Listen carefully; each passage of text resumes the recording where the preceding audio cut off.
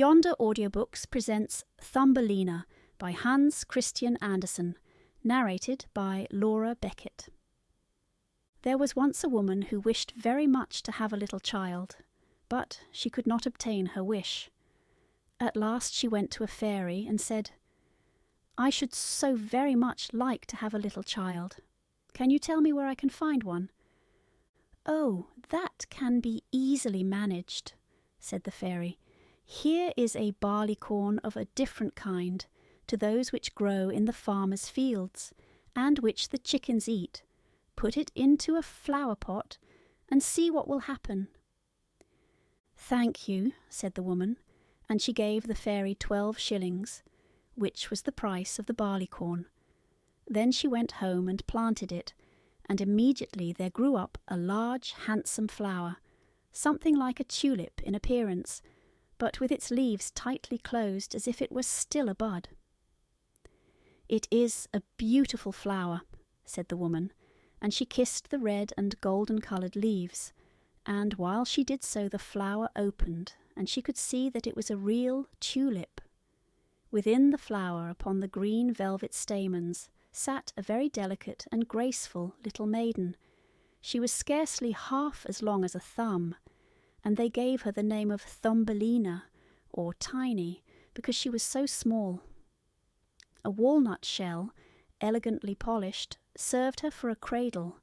Her bed was formed of blue violet leaves, with a rose leaf for a counterpane. Here she slept at night, but during the day she amused herself on a table, where the woman had placed a plateful of water. Round this plate were wreaths of flowers with their stems in the water, and upon it floated a large tulip leaf, which served Tiny for a boat. Here the little maiden sat and rowed herself from side to side, with 2 oars made of white horsehair. It really was a very pretty sight. Tiny could also sing so softly and sweetly that nothing like her singing had ever before been heard. One night, while she lay in her pretty bed, a large, ugly, wet toad crept through a broken pane of glass in the window and leaped right upon the table where Tiny lay sleeping under her rose-leaf quilt. "What a pretty little wife this would make for my son," said the toad, and she took up the walnut shell in which little Tiny lay asleep, and jumped through the window with it into the garden. In the swampy margin of a broad stream in the garden lived the toad with her son. He was uglier even than his mother, and when he saw the pretty little maiden in her elegant bed, he could only cry, "Croak, croak, croak." "Don't speak so loud, or she will wake," said the toad, "and then she might run away, for she is as light as swan's down. We will place her on one of the water-lily leaves out in the stream. It will be like an island to her. She is so light and small, and then she cannot escape. And, while she is away, we will make haste and prepare the state-room under the marsh, in which you are to live when you are married." Far out in the stream grew a number of water-lilies with broad green leaves which seemed to float on the top of the water. The largest of these leaves appeared farther off than the rest, and the old toad swam out to it with the walnut shell in which little Tiny lay still asleep. The tiny little creature woke very early in the morning, and began to cry bitterly when she found where she was, for she could see nothing but water on every side of the large green leaf, and no way of reaching the land. Meanwhile the old toad was very busy under the marsh, decking her room with rushes and wild yellow flowers, to make it look pretty for her new daughter-in-law. Then she swam out with her ugly son to the leaf on which she had placed poor little Tiny. She wanted to fetch the pretty bed, that she might put it in the bridal chamber to be ready for her. The old toad bowed low to her in the water, and said, "Here is my son, he will be your husband, and you will live happily in the marsh by the stream." "Croak, croak, croak," was all her son could say for himself. So the toad took up the elegant little bed and swam away with it, leaving Tiny all alone on the green leaf, where she sat and wept. She could not bear to think of living with the old toad, and having her ugly son for a husband.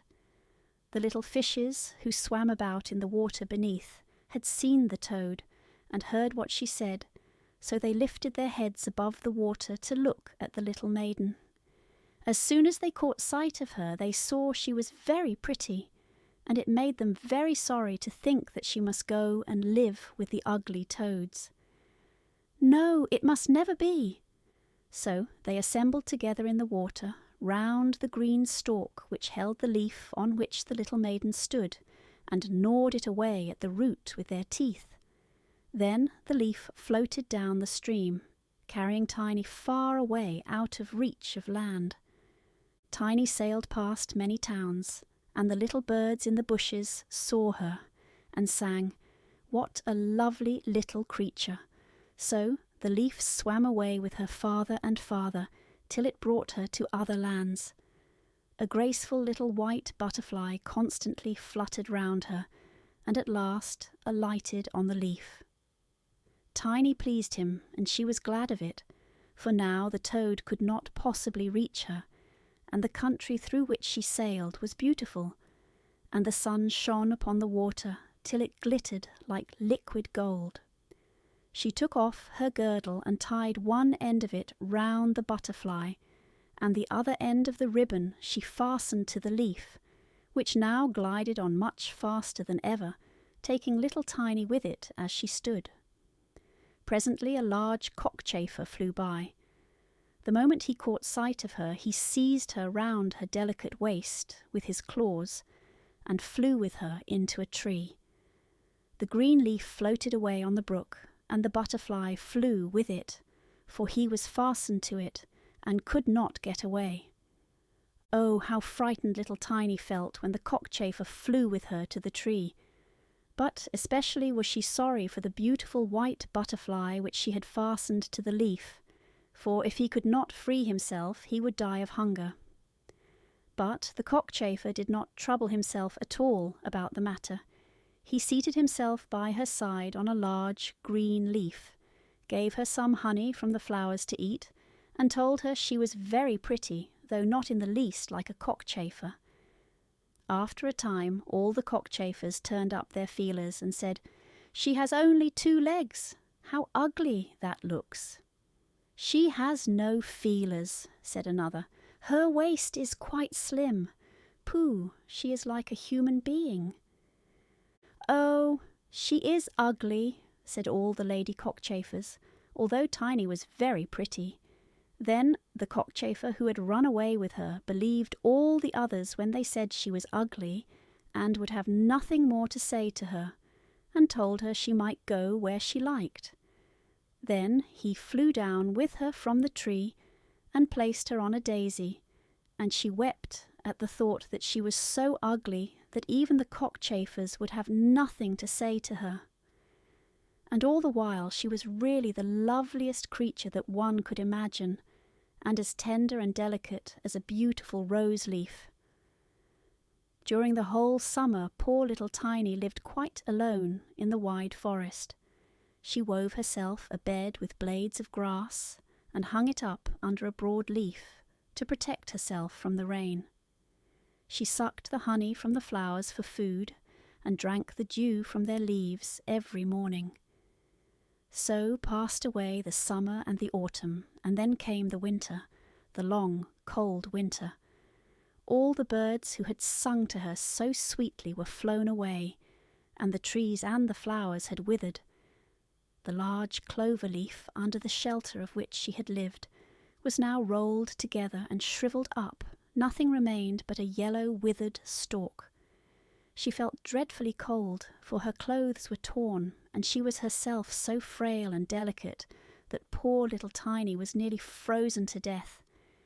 It began to snow too, and the snowflakes, as they fell upon her, were like a whole shovelful falling upon one of us, for we are tall, but she was only an inch high. Then she wrapped herself up in a dry leaf, but it cracked in the middle and could not keep her warm, and she shivered with cold. Near the wood in which she had been living lay a cornfield, but the corn had been cut a long time. Nothing remained but the bare, dry stubble standing up out of the frozen ground. It was to her like struggling through a large wood. Oh, how she shivered with the cold! She came at last to the door of a field mouse, who had a little den under the corn stubble. There dwelt the field mouse in warmth and comfort, with a whole roomful of corn, a kitchen, and a beautiful dining room. Poor little Tiny stood before the door just like a little beggar girl, and begged for a small piece of barley corn, for she had been without a morsel to eat for 2 days. "You poor little creature," said the field mouse, who was really a good old field mouse, "come into my warm room and dine with me." She was very pleased with Tiny, so she said, "You are quite welcome to stay with me all the winter if you like, but you must keep my rooms clean and neat, and tell me stories, for I shall like to hear them very much." And Tiny did all the field mouse asked her and found herself very comfortable. "We shall have a visitor soon," said the field mouse one day. "My neighbour pays me a visit once a week. He is better off than I am. He has large rooms, and wears a beautiful black velvet coat. If you could only have him for a husband, you would be well provided for indeed, but he is blind, so you must tell him some of your prettiest stories."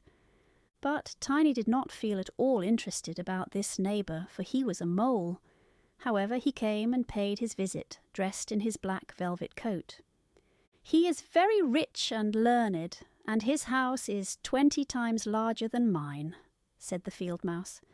He was rich and learned, no doubt, but he always spoke slightingly of the sun and the pretty flowers, because he had never seen them. Tiny was obliged to sing to him, Lady bird, fly away home," and many other pretty songs, and the mole fell in love with her because she had such a sweet voice, but he said nothing yet, for he was very cautious. A short time before, the mole had dug a long passage under the earth, which led from the dwelling of the field mouse to his own, and here she had permission to walk with Tiny whenever she liked. But he warned them not to be alarmed at the sight of a dead bird which lay in the passage. It was a perfect bird, with a beak and feathers, and could not have been dead long, and was lying just where the mole had made his passage. The mole took a piece of phosphorescent wood in his mouth, and it glittered like fire in the dark. Then he went before them to light them through the long dark passage. When they came to the spot where lay the dead bird, the mole pushed his broad nose through the ceiling. The earth gave way, so that there was a large hole, and the daylight shone into the passage. In the middle of the floor lay a dead swallow, his beautiful wings pulled close to his sides, his feet and his head drawn up under his feathers. The poor bird had evidently died of the cold. It made little Tiny very sad to see it. She did so love the little birds. All the summer they had sung and twittered for her so beautifully. But the mole pushed it aside with his crooked legs and said, "He will sing no more now. How miserable it must be to be born a little bird. I am thankful that none of my children will ever be birds, for they can do nothing but cry, tweet, tweet, and always die of hunger in the winter." "Yes, you may well say that, as a clever man," exclaimed the field mouse. "What is the use of his twittering, for when winter comes he must either starve or be frozen to death. Still, birds are very high-bred." Tiny said nothing, but when the 2 others had turned their backs on the bird, she stooped down and stroked aside the soft feathers which covered the head, and kissed the closed eyelids. "Perhaps this was the one who sang to me so sweetly in the summer," she said, "and how much pleasure it gave me, you dear pretty bird." The mole now stopped up the hole through which the daylight shone, and then accompanied the lady home. But during the night Tiny could not sleep, so she got out of bed and wove a large, beautiful carpet of hay. Then she carried it to the dead bird and spread it over him. with some down from the flowers which she had found in the field mouse's room. It was as soft as wool, and she spread some of it on each side of the bird, so that he might lie warmly in the cold earth. "Farewell, you pretty little bird," said she. "Farewell, thank you for your delightful singing during the summer, when all the trees were green and the warm sun shone upon us." Then she laid her head on the bird's breast, but she was alarmed immediately, for it seemed as if something inside the bird went thump, thump. It was the bird's heart. He was not really dead, only benumbed with the cold, and the warmth had restored him to life. In autumn all the swallows fly away into warm countries, but if one happens to linger, the cold seizes it. It becomes frozen and falls down as if dead. It remains where it fell, and the cold snow covers it. Tiny trembled very much. She was quite frightened, for the bird was large, a great deal larger than herself. She was only an inch high. But she took courage, laid the wool more thickly over the poor swallow, and then took a leaf which she had used for her own counterpane, and laid it over the head of the poor bird. The next morning she again stole out to see him. He was alive but very weak. He could only open his eyes for a moment to look at Tiny, who stood by holding a piece of decayed wood in her hand, for she had no other lantern. "Thank you, pretty little maiden," said the sick swallow. "I have been so nicely warmed that I shall soon regain my strength, and be able to fly about again in the warm sunshine." "Oh," said she, "it is cold out of doors now. It snows and freezes. Stay in your warm bed. I will take care of you." Then she brought the swallow some water in a flower leaf, and after he had drank, he told her that he had wounded one of his wings in a thorn bush, and could not fly as fast as the others, who were soon far away on their journey to warm countries. Then at last he had fallen to the earth, and could remember no more, nor how he came to be where she had found him. The whole winter the swallow remained underground, and Tiny nursed him with care and love. Neither the mole nor the field mouse knew anything about it, for they did not like swallows. Very soon the springtime came, and the sun warmed the earth. Then the swallow bade farewell to Tiny, and she opened the hole in the ceiling which the mole had made. The sun shone in upon them so beautifully that the swallow asked her if she would go with him. She could sit on his back, he said, and he would fly away with her into the green woods. But Tiny knew it would make the field mouse very grieved if she left her in that manner, so she said, "No, I cannot." "Farewell then, farewell, you good pretty little maiden," said the swallow, and he flew out into the sunshine. Tiny looked after him, and the tears rose in her eyes. She was very fond of the poor swallow. "Tweet, tweet," sang the bird as he flew out into the green woods, and Tiny felt very sad. She was not allowed to go out into the warm sunshine. The corn which had been sown in the field over the house of the field mouse had grown up high into the air, and formed a thick wood to Tiny, who was only an inch in height. "You are going to be married, Tiny," said the field mouse. "My neighbour has asked for you. What good fortune for a poor child like you. Now we will prepare your wedding clothes. They must be both woolen and linen. Nothing must be wanting when you are the mole's wife." Tiny had to turn the spindle, and the field mouse hired 4 spiders, who were to weave day and night. Every evening the mole visited her, and was continually speaking of the time when the summer would be over. Then he would keep his wedding day with Tiny, but now the heat of the sun was so great that it burned the earth, and made it quite hard, like a stone. As soon as the summer was over, the wedding should take place. But Tiny was not at all pleased, for she did not like the tiresome mole. Every morning when the sun rose, and every evening when it went down, she would creep out at the door. and as the wind blew aside the ears of corn, so that she could see the blue sky, she thought how beautiful and bright it seemed out there, and wished so much to see her dear swallow again. But he never returned, for by this time he had flown far away into the lovely green forest. When autumn arrived, Tiny had her outfit quite ready, and the field mouse said to her, "In 4 weeks the wedding must take place." Then Tiny wept and said she would not marry the disagreeable mole. "Nonsense!" replied the field mouse. "Now don't be obstinate, or I shall bite you with my white teeth. He is a very handsome mole. The queen herself does not wear more beautiful velvets and furs. His kitchen and cellars are quite full. You ought to be very thankful for such good fortune." So the wedding day was fixed, on which the mole was to fetch Tiny away to live with him, deep under the earth, and never again to see the warm sun, because he did not like it. The poor child was very unhappy at the thought of saying farewell to the beautiful sun, and as the field mouse had given her permission to stand at the door, she went to look at it once more. "Farewell, bright sun," she cried, stretching out her arm towards it. And then she walked a short distance from the house, for the corn had been cut, and only the dry stubble remained in the fields. "Farewell, farewell," she repeated, twining her arm round a little red flower that grew just by her side. "Greet the little swallow from me, if you should see him again." "Tweet, tweet," sounded over her head suddenly.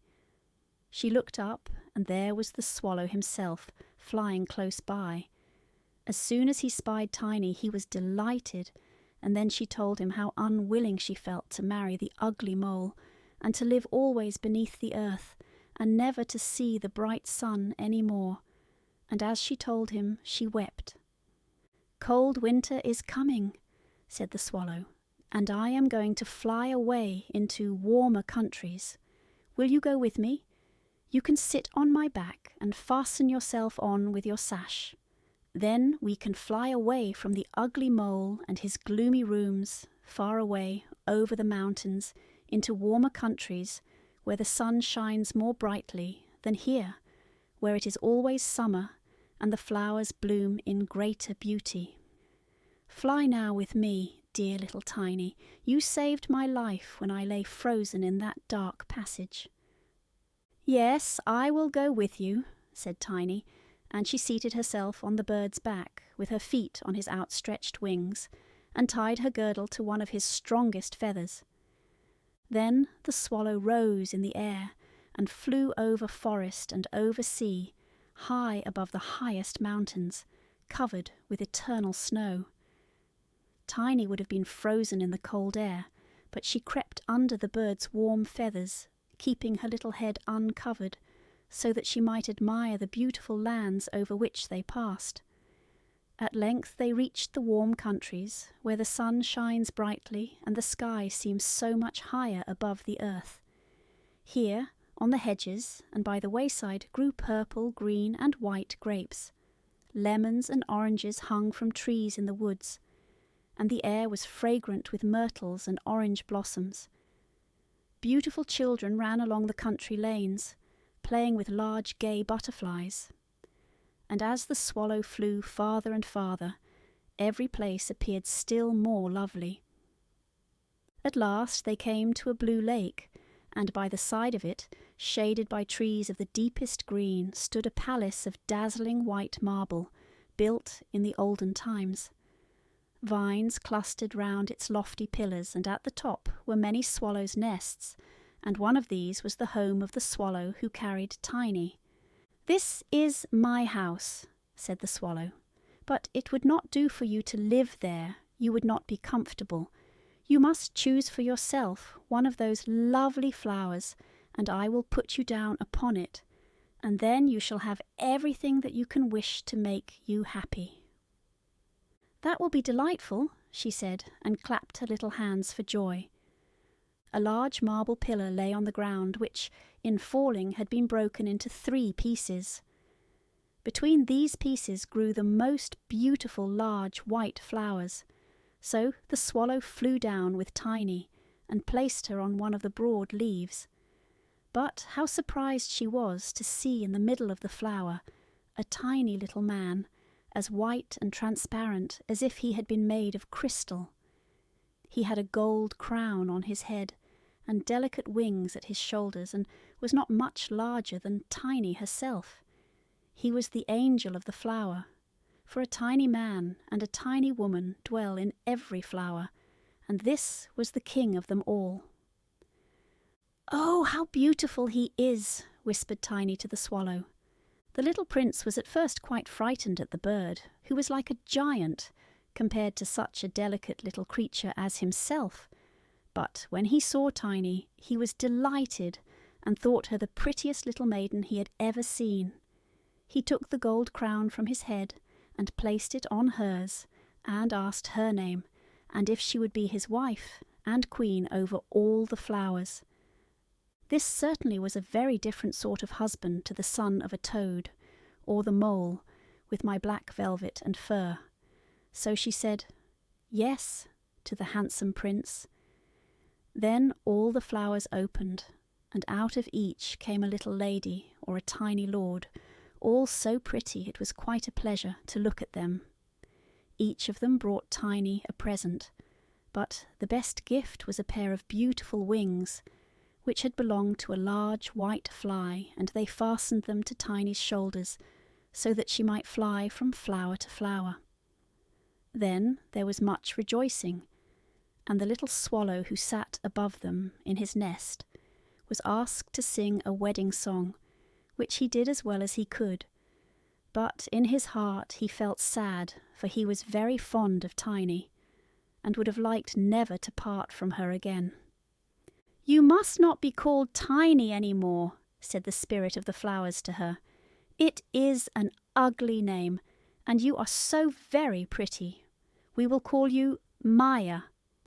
"Farewell, farewell," said the swallow, with a heavy heart as he left the warm countries to fly back into Denmark. There he had a nest over the window of a house in which dwelt the writer of fairy tales. The swallow sang "Tweet, tweet," and from his song came the whole story. Thank you for listening to this Yonder Audiobooks production. If you enjoyed this audiobook, be sure to explore more stories in our Yonder Books collection. Until next time, continue to journey beyond the pages.